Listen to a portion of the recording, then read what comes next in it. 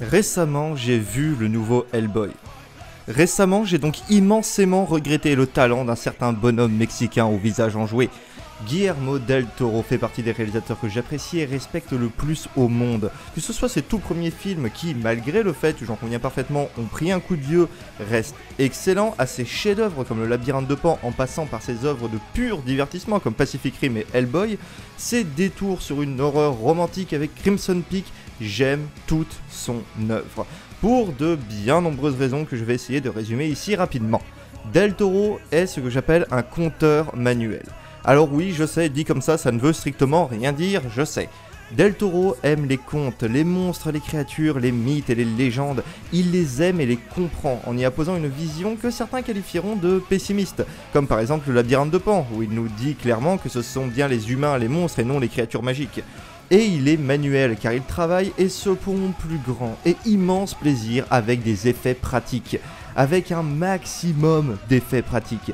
Quiconque a vu un film de Del Toro ne peut oublier cette patte unique qu'ont ses costumes, du beau latex bien taillé à la main, tellement plus beau qu'un déguisement numérique. Alors oui, bien sûr que le numérique ça peut être très joli et plus beau que de l'effet pratique, mais là pour beaucoup moins d'argent, il te fait des trucs absolument magnifiques. Ses animatroniques sont juste dingues, et ses décors, putain. Juste pour vous donner une idée sur Crimson Peak, toute l'entrée du manoir c'est du vrai, ils ont même pété le record de la plus haute hauteur au plafond dans un studio. Pareil, cette vitre là dans Shape of Water, les traces de moisissure c'est du pain à la main. Admirez le talent de ce mec et de ses équipes. Mais du coup qui dit conte dit aussi enfant, et à moins de vouloir trauma vos gosses en leur montrant le Labyrinthe de Pan trop jeune, eh bien le bon Del Toro nous a gratifié récemment de quelque chose de très rare, une anthologie de séries d'animation. Autant dire que vu que la dernière anthologie de série d'animation c'est cette espèce de grosse bousasse informe dégueulasse et immonde qu'est Love, Death and Robot, je n'ai toujours pas changé d'avis là-dessus, vous pourrez me maintenir tout ce que vous voulez que c'était bien, c'était du caca. T'es nul! Zéro! Et bien Del Toro déboule avec lui son anthologie d'animation et qu'on va espérer qu'elle sera quand même vachement plus meilleure.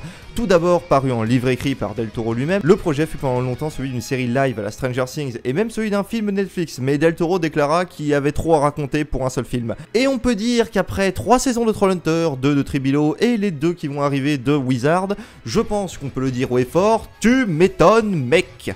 Bref, laissez-moi vous embarquer dans un monde qui, s'il vous touche, vous permettra de vous rajouter 2 séries complètes à mater à votre liste dans l'attente de la 3e qui viendra compléter le tout et finir tout ce bordel tel un Avengers made in Del Toro. Donc un Avengers avec de la magie, des gros monstres qui en fait sont gentils, des aliens, des trolls et des magiciens.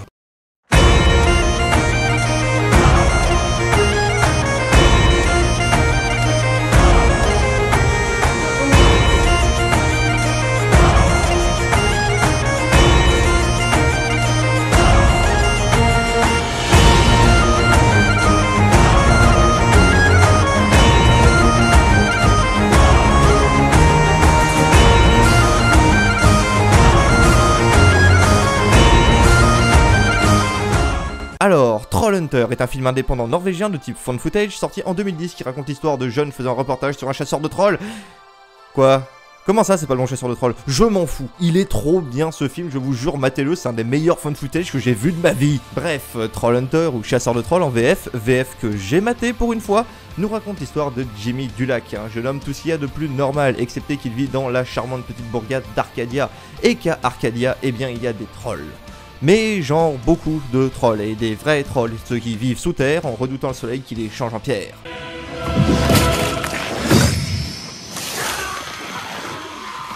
La série s'ouvre sur un combat entre 2 trolls, un gentil et un méchant. Le gentil perd en protégeant une étrange amulette qui sera bien sûr trouvée par Jimmy et qui fera de lui le chasseur de trolls du marché des trolls, qui a bien changé quand tu le compares au dernier que Del Toro a filmé.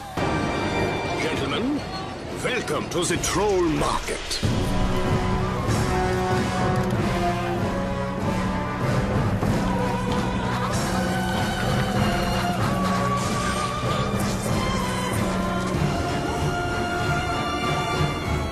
Jimmy va donc devoir jouer entre sa vie privée et publique et sa condition de chasseur de trolls, condition qui connaîtra une sacrée évolution dans la fin de la 3e saison. C'est assez dur de résumer concrètement cette série en fait. Déjà, il y a beaucoup beaucoup de personnages, que ce soit le groupe d'amis de Jimmy avec Toby, Claire, Blinky et Arg, dont je suppose que le nom est une référence au Monty Python. In the castle of... Les personnages secondaires du lycée, qui seront d'ailleurs souvent les liens entre les différentes séries, comme Steve et Ellie, les méchants, les profs, etc., etc. Il y a vraiment beaucoup de monde. Et en même temps, la première saison fait à elle seule 26 épisodes. En comparaison, les 2 saisons de Tribilo font 13 épisodes chacune. Et bien sûr, avec autant d'épisodes, ça te laisse le temps de focus sur un paquet de personnages. Mais ça laisse aussi le temps de faire un sacré paquet de fillers. Et des fillers bien chiants. Je sais que Del Toro a dit qu'il voulait s'intéresser au quotidien de ses héros, mais là c'est un peu abusé quand même. Bon, on n'en est pas encore au stade des fillers atroces, genre filler de Wakfu où on te montre les héros en train de faire du pain. Je crois que cet épisode est un des pires que j'ai vu de ma vie. Mais quand même, attendez-vous à pas mal d'épisodes fillers. En tout cas, voilà notre situation de départ avec un Jimmy balancé dans un monde magique. Alors sincèrement, je pense que j'aime beaucoup cette série, même si je préfère largement Three Below. Elle a vraiment beaucoup de qualités, mais quand même, elle a aussi pas mal de défauts. Pour commencer, le héros. Pour le coup, Jimmy est un perso très attachant. Pour une fois, nous est épargné le coup du héros qui est rejeté par tout le monde, ou qui serait le gros geek de service. Non, là on a droit à un personnage qui a déjà une vie bien établie et plutôt positive. Bon, sa vie familiale c'est le bordel et sa mère se tue au travail. En même temps, le taf d'infirmière a l'air aussi pourri et déconsidéré aux US qu'en France, donc je peux parfaitement comprendre. Dans les autres qualités, nous citerons également tout ce qui touche au design et surtout au monde des trolls. Là, il n'y a pas d'autre mot, c'est magnifique. Ne tombant pas dans le piège facile de faire du monde souterrain un environnement sombre et glauque, ici le marché des trolls est clairement super classe et dégueule de lumière jouant sur une myriade de teintes de couleurs avec ses cristaux et ses pierres luminescentes. De toute façon, les trolls, leur univers et les personnages trolls sont, durant la première saison, bien plus intéressants que les personnages humains, et même dans les saisons suivantes, j'ai envie de dire. Le truc, c'est que faut vraiment la tenir, la saison 1. Parce que c'est pas les épisodes les plus fous du monde, je peux vous le garantir. Mais ça vaut le coup de se bouffer la saison 1. En fait, vous savez ce que ça me rappelle? Moi, ça me rappelle Legend of Tomorrow. Legend of Tomorrow est une série que j'adore, mais par contre, la saison 1 de Legend of Tomorrow, elle est vraiment pas fun. Hein. Faut vraiment se la bouffer et attendre jusqu'à la 2, la 3 et la 4 qui sont juste merveilleuses. Il y a une espèce de vibe Doctor Who qui est tellement cool. Non, là où la série se défend vraiment bien, c'est au niveau de ses méchants. Oui, je sais, je dis ça à chaque fois, mais qu'est-ce que tu veux, c'est capital, un bon méchant. Bon, là on va voir plusieurs méchants qui vont driver toute la série. Le premier n'est en aucun cas intéressant. C'est un gros vilain qui a tué le précédent chasseur et qui veut amener le retour de Gunmar, le big boss méchant, qui s'est fait bannir dans le côté obscur il y a fort longtemps. Mais bon, bah du coup, ses motivations, ça vole pas haut. D'ailleurs, les motivations de Gunmar non plus, ça vole pas haut. Ces deux-là sont en fait largement surpassés par un truc vraiment cool. En fait, la série va te faire croire pendant très longtemps que le grand méchant, ce sera Gunmar. Il est établi comme ça et tout le désigne comme le grand ennemi à abattre. D'ailleurs, le fait de devoir le tuer va entraîner ce bon Jimmy dans l'éternel questionnement de s'il faut tuer le méchant ou non. Mec, monstre vouloir destruction du monde. Toi, tuer monstre pour empêcher monde détruit. C'est pourtant pas dur à comprendre, pas la peine d'hésiter sur « Oh mon dieu, est-ce que je dois buter le méchant ?» Mais en fait, le véritable ennemi sera bien plus insidieux et il faudra attendre la saison 2 pour ne serait-ce que l'entreapercevoir. Dans un style que j'appellerais l'effet Sozin, le grand méchant met grave du temps à se révéler. On sera bien plus mis en contact avec son principal lieutenant Angor Roth, qui au-delà d'avoir un nom qui claque et un design qui claque également, entretient une relation intéressante avec la grande méchante. Malgré le côté destructeur fin du monde, la méchante elle semble tenir à lui, et pour une fois on a un méchant qui récompense ses alliés et qui ne les tue pas forcément quand il foire son coup. Après au passage, je voudrais aussi clarifier un petit truc que je vois souvent avec cette série.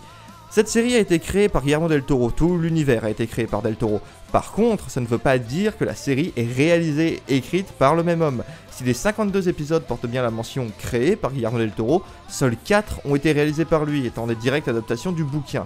Donc en gros, l'histoire générale c'est lui, mais les détails c'est d'autres personnes. En gros, c'est pas lui qui a réalisé la série quoi. Mais bon, on peut aussi compter quelques petites références qui je suis sûr viennent de lui, notamment cette référence qui est juste ultra cool. Alright, don't forget Michelson chapters 4 and 5. Don't forget Michelson chapters 4 and 5 for next time. Au niveau des thématiques, j'avoue avoir un peu de mal à détacher une ou plusieurs grosses thématiques. Le truc c'est que la saison 1 est assez vide au final, comme je le répète depuis 3 plombes, alors que la saison 2 et 3 sont bien meilleures et apportent de vraies questions. Juste que si j'en parle, je spoil énormément et c'est pas le but là, pour le coup je veux vraiment que vous la regardiez. Surtout aussi parce que vous aurez besoin de l'avoir vu pour regarder Tribilo après qui est encore meilleur. Disons simplement que Jimmy va devoir apprendre les valeurs du sacrifice pour le bien du plus grand nombre, en se faisant d'ailleurs un choix ultra vénère et... Par les saints Ordo, il a la classe en troll. putain, ça c'est de la dégaine au moins. Bon, par contre, le courage qu'il faut avoir pour faire ça est juste ultra impressionnant vu que la transformation est définitive.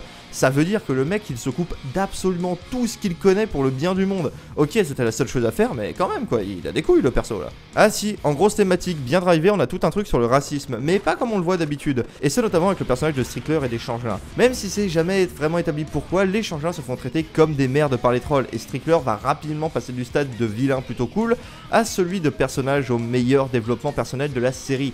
Prenant un rôle de mentor alors que Blinky prendra celui d'un père pour Jimmy, son histoire ainsi que sa romance avec la mère de Jimmy est super touchante et sonne vrai. Alors je sais pas en fait pourquoi, mais je trouve vraiment que ça sonne vrai. Leur relation elle est logique, pas niaise, bien développée, elle aborde même la personnalité de la mère de Jimmy, qui se pose comme un personnage particulièrement fort, et ouais ils sont assez touchants les deux là en fait.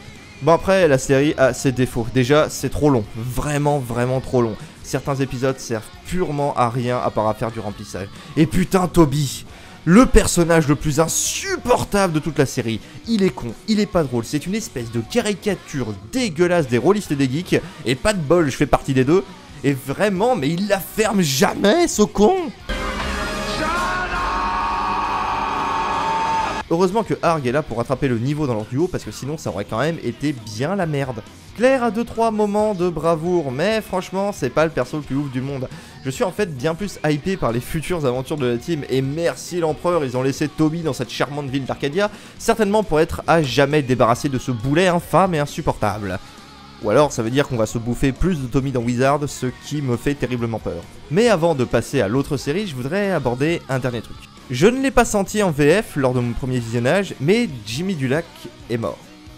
Et par là, je veux dire, la voix de Jimmy Dulac est morte. Anthony Letchin est malheureusement mort d'un accident de voiture lors de la production de la dernière saison, il avait à peine 27 ans. Comme ça, son nom, ça vous dit rien, mais moi je l'ai surtout connu via un personnage et je suis incroyablement triste qu'il soit mort. Ensign Chekhov, Pavel Andreevich, sir. Voilà. Bon bah on va passer à la suite, hein. Mais si vous pensiez que cette ville ne pouvait pas être plus chelou et bordélique, c'était sans compter que le bon Guillermo, quand il a épuisé le bestiaire des créatures magiques, il va aller piocher dans l'espace. Et oui, des aliens, des boules sur notre chère Terre, car encore une fois, le trou du cul de la galaxie semble bien être le centre de l'univers. Amis, que raconte donc cette série qui selon moi éclipse largement Chasseur de Trolls, alors que c'est déjà plutôt très cool Chasseur de Trolls. On est là pour suivre Krell et Aja, deux Akiridiens qui vivent bien peinards sur Akiridion 5. Ce qui me fait au passage poser cette éternelle question de pourquoi une race originaire d'une planète foutrait un numéro à celle-ci. Mais bon, c'est du détail. Enfin, nous sur Terre, on n'a pas appelé ça Terre 3 ou 4 quoi, c'est la Terre. Bref, Krell et Aja sont bien peinards car on parle là des enfants royaux. Ce qui vous en conviendrait a plutôt tendance à te placer au-dessus de tous les petits problèmes de la vie. C'est la bourgeoisie. Sauf que la cérémonie censée établir leur place d'héritier au du trône se passe moyennement bien, hein, vu que le général Morando décide que c'est le moment parfait pour faire un petit putsch des familles. Certainement pour se mettre en jambe avant de demander à un pote de lui écrire une constitution bâtie pour lui, qui va flinguer la politique de son pays pour 20 bonnes années. Merci. Bref, les parents se sacrifient pour sauver les enfants et la petite famille accompagnée de leur protecteur Varvatos se retrouve par un concours de circonstances brinque-ballé sur Terre. Et bien sûr, sur Terre, ça veut dire à Arcadia. Là-bas, ils vont devoir se planquer pour éviter les chasseurs de primes lancés à leur trousse, mais aussi s'intégrer à la société humaine pour éviter d'attirer l'œil des autorités et des méchants. Mais ils vont surtout tenter de soigner leurs parents. Parce que oui, certes, si leurs royaux géniteurs se sont sacrifiés, cette race est une race chelou. En gros, tant que le cristal vital qui les compose n'est pas détruit, eh ben ils peuvent être reconstruits de A à Z. Tu m'étonnes qu'une race OP à ce point ait conquis la moitié de la galaxie, tiens. Bref, voilà le pitch de base de la série. Et déjà, c'est cool. Non, parce que le coup de l'alien réfugié politique, on l'avait pas encore trop eu, hein. Je veux dire, dans les séries ou films de SF, l'alien, il vient la plupart du temps soit pour nous péter les dents de toutes les manières possibles et imaginables, soit il vient se paumer chez nous et le premier truc qu'il veut faire, c'est se barrer. Oh putain, la Terre, c'est la Pologne de l'espace, en fait. Et en fait, si je parle de ce point en premier, c'est pas pour rien. Le fait est que leur condition de réfugié politique, elle va être très importante pour leur relation avec les autres personnages humains. S'il vous plaît, on est si loin de chez nous. On a été forcés de quitter notre véritable foyer à cause du général Morando. Il a entièrement dévasté la capitale et s'en est pris à nos parents. On ne connaît absolument personne, mais on doit vivre ici. Par ces Klaus et Gailen, on est complètement seuls. Une minute. Votre pays a été le théâtre d'un coup d'État? Exactement. Oh, Mes pauvres petits. Bon, le coup de l'accueil de réfugiés politiques est assez évident comme thématique actuelle, mais la manière dont elle est montrée est assez intéressante. Déjà, la situation dans leur patrie d'origine n'est pas laissée de côté, et bientôt les deux jeunes gens devront prendre les rênes d'une véritable révolution, où Krell pourra te citer du Churchill au plus grand des calmes. Un grand homme a dit « Jamais nous ne faiblirons. Nous combattrons sur les plages, nous combattrons dans les champs et dans les rues. » Avouez qu'on voit pas ça tous les jours non plus. Autre point qui a son importance, c'est que la série prend réellement en compte qu'elle se situe dans un univers préexistant. Ce qui est un bon point, mais également un défaut. C'est un bon point car les deux séries sont vraiment reliées entre elles et interconnectées. Alors c'est très cool parce que ça permet d'introduire des personnages de l'une dans l'autre et que les relations entre les personnages des différentes séries peuvent se comprendre bien plus facilement du fait que les actions des uns impactent les actions des autres. Par contre, ça fait aussi que tu es réellement obligé de mater les deux séries pour vraiment comprendre tout. Sinon t'as des éléments qui sortent proprement de nulle part. Par exemple, tout ce qui concerne la fin de la saison 3 de Trollhunter, et bah ces événements se déroulent pendant la saison 1 de Three Below. Ce qui fait que si t'as jamais vu Trollhunter, et bah tu vas pas tellement comprendre pourquoi il y a des trolls qui déboulent du sol comme ça. C'est une épée à double tranchant en fait. Quand t'as tout vu, tout est fluide et compréhensible. Par contre, s'il te manque une des séries ou une des saisons au compteur, et bah tu vas te retrouver avec des événements un peu étranges que tu ne comprendras pas. Mais en tout cas, ça me fait dire aussi que cette ville est un immense bordel quand même. Tenez par exemple, alors que c'est la nuit éternelle, que t'as des trolls qui envahissent la ville, alors qu'une équipe de jeunes de la ville en armure leur pète la gueule et que Merlin est en train de se fight avec la fée Morgane en personne, et bah pendant le même moment, tu as des aliens qui se battent contre d'autres aliens, un vaisseau qui tombe sur la ville. Voilà. Cette ville, c'est le bordel. Mais après, ça donne aussi des trucs plus graves. Quand la saison 2 de Three Below se déroule après la saison 3 de Trollhunter. Ce faisant, elle va complètement te spoiler la fin de la saison 3 de Trollhunter si tu l'as pas vu. Donc vraiment, les contes d'Arcadia, il faut les mater dans le bon ordre, sinon c'est la belle galère. Mais revenons à nos aliens, parce que j'ai à peine exploré la surface. Déjà, je dois dire que je trouve les couleurs vraiment très cool. Je sais que l'animation 3D rebute un certain nombre de personnes. Bon, sans être du Pixar, on est quand même chez DreamWorks, donc faut vraiment être de mauvaise foi pour trouver ça moche. La série choisit pour ses aliens un code couleur très spécial que je trouve très proche de celui de Tron. Bleu néon pour les gentils et rouge néon également pour les méchants. Quand ils sont sur leur propre planète ou dans leur vaisseau, c'est un peu atténué et ça devient plus banal du fait qu'ils sont entourés par une myriade d'objets ou de personnes de la même couleur qu'eux. Mais sur Terre, ce côté néon ressort par contre beaucoup plus et entoure les persos d'un halo très élégant et je trouve cette lumière bleutée assez calme au final. De plus, j'aime beaucoup, mais alors beaucoup leur design. Je sais pas si c'est les 4 bras ou le fait que pour une fois tous les membres d'une même race ne se ressemblent pas tous trait pour trait, mais je suis bien plus réceptif à ce design qu'à ceux présents dans Chasseur de Trolls. Et ensuite, il y a bien sûr les personnages, car comme Chasseur de Trolls, la série compte un certain nombre d'épisodes filler, même s'ils sont plus ou moins reliés à la trame principale, mais globalement c'est des épisodes avec des objectifs qui sont aller chercher machin A pour réparer machin B. Donc certains sont clairement plus importants ou plus palpitants quoi. Et ce qui peut te faire tenir de tels épisodes, c'est clairement les personnages. Eh bien, parlons-en. La relation entre Aja et son frère est vraiment cool. Les deux ont à la fois leurs défauts et leurs qualités qui en font vraiment des personnages complets. Le côté très scientifique de Krell, associé à son mépris pour le genre humain et son monde d'accueil, fait de son évolution vers un personnage profondément attaché à son nouveau monde quelque chose de vraiment beau et bien construit sur le temps.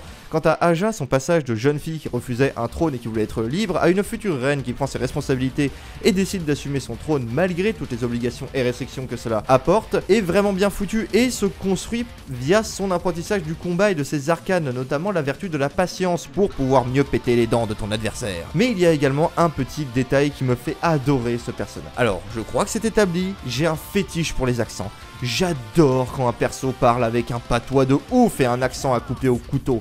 Je sais même pas pourquoi, en fait, j'ai même pas d'accent moi-même, mais bordel, les accents me font fondre. Pas tous les accents, hein. L'accent marseillais, je déteste ce truc, c'est dégueulasse. Tout ça pour dire que cette saga est blindée d'accents, blindée jusqu'à la gerbe.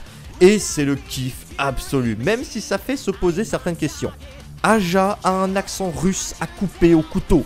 Petit frère, c'est gentil de ne pas nous avoir broyés. Et Krell, quant à lui, nous sort un accent hispanique de toute beauté. Tu es en retard. Excusez-nous. Arrête pas avec moi. Si tu n'es pas là dans les 5 microns, je te préviens que les parents vont piquer une crise. Et ce qui est chelou, c'est qu'ils sont frères et sœurs et que les accents ça passe pas dans le sang. Donc il y a juste aucune raison que l'un ait un accent différent de l'autre. Alors pourquoi par l'empereur vous faites ça? Par contre, pour le doublage, va falloir m'expliquer 2-3 trucs. Pour une fois, j'ai maté en VO et en VF. Alors expliquez-moi, messieurs les doubleurs, pourquoi dans Three Below, que ce soit en VO ou en VF, l'accent reste, Sur Akiridion, je cherchais constamment à fuir le palais, parce que je n'y trouvais pas ma place. Castagner ces maudits chasseurs de primes à tes côtés, ça m'a ouvert les yeux sur ma vraie nature. En réalité, je suis faite pour me battre. Back home, all I wanted was to leave the palace, because I felt like I didn't belong. But tonight, fighting by your side, I finally realized why. I belong on the battlefield. Voire est même plus prononcé en VF, alors que dans Trollhunter, Jimmy a un accent russe, ok certes un peu léger, dû du coup au doubleur Anton Yelchin dont je vous ai déjà parlé, qui nous a malheureusement quitté, mais qui était né à Leningrad quand même. Oui je sais, on s'en fout d'où il est né, mais je pourrais jamais replacer le mot Leningrad dans une vidéo, donc je profite. Leningrad. Par contre dans la VF, l'accent disparaît totalement. Par les saintes chiottes de l'empereur, peut-on m'expliquer pourquoi on garde dans un cas et pas dans l'autre? C'est comme Rayla dans Dragon Prince. En VO, un putain d'accent écossais qui sent bon le whisky et le kilt. He didn't do anything to me. How can I take his life? En VF, que dalle, va te coucher, c'est mort. Attention, la VF de Dragon Prince est l'une des pires VF existant au monde. Face à cette situation, voici donc mon conseil. Fuyez, pauvre fou! Cet homme ne m'avait fait aucun mal. Comment aurais-je pu lui ôter la vie? En plus, ça caractérise à mort le personnage, et vu qu'on parle d'alien, Va falloir que t'apprennes à doser avec le mot alien. ça passe parfaitement bien. Au niveau de l'animation, c'est très beau, et je dois dire que les combats sont bien plus dynamiques dans Tribilo que dans Trollhunter. En plus, leurs armes donnent une possibilité d'action beaucoup plus étendue et originale que l'épée de Jimmy. Bon aussi, j'aime beaucoup les combats à la lance et ça a de la gueule. Et puis leurs Zerator ont de la gueule aussi, et puis ça en fait des jouets faciles à faire aussi pour les enfants, hein, pour une fois qu'un rapporteur servira réellement à quelque chose. Quoi? Oui, un Zerator. C'est bien le nom de leur arme. En tout cas, c'est comme ça que ça sonne. Hein. Bon, par contre, pour en terminer avec la VF, je dois vraiment aborder un petit détail. Alors, je préviens tout de suite, c'est très con. Mais le vaisseau mère, il a une intelligence artificielle. Comme dans à peu près tous les films de SF du monde, vous me direz. Et comme dans toutes les œuvres de SF du monde, en VO, il l'appelle mère, ou Mother dans la langue de John Oliver. Alors pourquoi en VF, il l'appelle mater? Mater, holoscreen. On a des aliens royaux qui utilisent une putain de fucking expression de gitan. Bah, c'est pas mater. Pour qui? C'est quoi cette improbabilité ultime? C'est à la fois complètement con, mais pourtant foncièrement drôle. D'ailleurs oui, la série est drôle. Bon, c'est personnel évidemment, l'humour, tout ça, mais je trouve qu'en fait, elle est vachement plus drôle, car elle base son humour sur autre chose que le personnage complètement abruti de Toby, qui était proprement insupportable, comme je l'ai déjà dit. Bon, ok, il revient plus tard et il est un peu moins présent, donc un peu moins chiant. Les réactions d'Aja et Krell deviennent bientôt très drôles, passé les blagues faciles des aliens qui ne comprennent pas la technologie humaine ou la culture humaine, même si la grande caution comique est tout de même assurée par Varvatos, que ce soit dans ses réactions complètement over the top. Vous êtes leur papy? Tous deux ont été placés sous la garde du grand Varvatos Vex. Et qui c'est ce Varvatos Vex? Varvatos Vex est inexplicable, impénétrable, insondable. Et toi, qui es-tu? Ou cette putain de manière de toujours parler de lui à la troisième personne, il est juste super drôle. Et même touchant aussi à certains moments.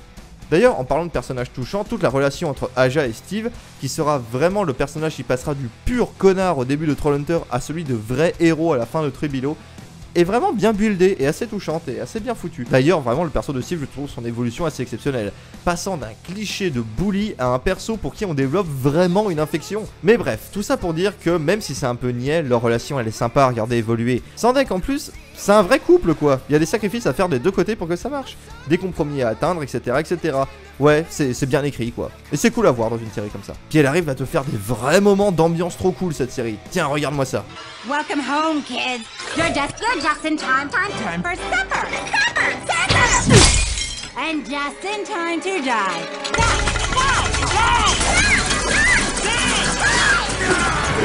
Don't worry, honey. I'll get the job Done! And the job is to kill. Oui, la série est gavée de références à de grandes œuvres de SF, que ce soit Terminator, Come with me if you want to live. évidemment le code couleur et le monde des extraterrestres rappellent Tron, et puis il y a même Mars Attack, tiens. Mais si je suis dithyrambique, je ne peux pas oublier quelques défauts, notamment un perso de méchant mal écrit au-delà du ridicule, qui va volontairement faire les pires choix du monde, alors que tout le monde lui dit que c'est une grosse connerie. Notons aussi que la série a vraiment du mal à faire crever ses personnages, même quand ça aurait arrangé la dramaturgie du récit. Bref, tout dans cette série défonce, et je vous la conseille bien plus que Trollhunter, que je vous conseille également. Par contre, comme dit précédemment, il vous sera malheureusement obligatoire de mater la première série pour voir la seconde, parce qu'il y a le personnage de Toby qui déboule dans la saison 2 de 3 Below, et que si tu sais pas d'où il vient, tu vas très vite être paumé. Mais sans vous révéler ce qui se passe à la fin de la série, même si ça me démange bien... allez! Bordel de merde, c'est quand même une ville de tarés, Arcadia. Une ville qui à la fois établit un premier contact avec une race extraterrestre, mais aussi un premier contact avec une race intraterrestre, mais qui parvient quand même à garder le secret, hein. Même quand un putain de dieu alien géant s'est pointé et s'est fait poutrer la gueule par une armada extraterrestre. Et vous savez ce qui nous manque dans tout ça? Eh bah oui, la 3ème série. Après les trolls et les aliens, on va rajouter des sorciers. Allez, c'est open bar, on fait ce qu'on veut. Mais par contre, vu que Aja et Krell ont déjà fait une apparition dans Trollhunter avant que 3 Below déboule, on peut donc légitimement supposer que le personnage de Wizard a déjà fait une apparition dans 3 Below. Alors attendez, un perso avec pas un look de random, qui parle plusieurs fois, qui interagit avec tous les autres persos, par les 10 000 poils de la barbe de Goldor l'Intrépide et les 5 couilles de l'empereur Dieu, l'avatar et les saints ordres du métal, je vous le dis mes frères, je vous parie ce que vous voulez, que le héros de Wizard, ce sera lui. Et voici pourquoi. Look non random déjà, ensuite le mec garde tout le temps son calme en toutes circonstances, posture compréhensible quand tu vis des aventures bien au-delà des simples mortels, il montre qu'il s'y connaît en magie, en plus il a l'air de bosser dans une boutique chelou. But if you wanted, I could read your palm to try and see into your future. There are letters on my hand? That's quite the travel line. You taking any big trips lately? I'm about to take one now. Bye! Guess I should have seen that coming. Personne d'autre à part un magicien ne parle comme ça. I look forward to seeing you again, fair Lady Claire. Ah, et surtout ça.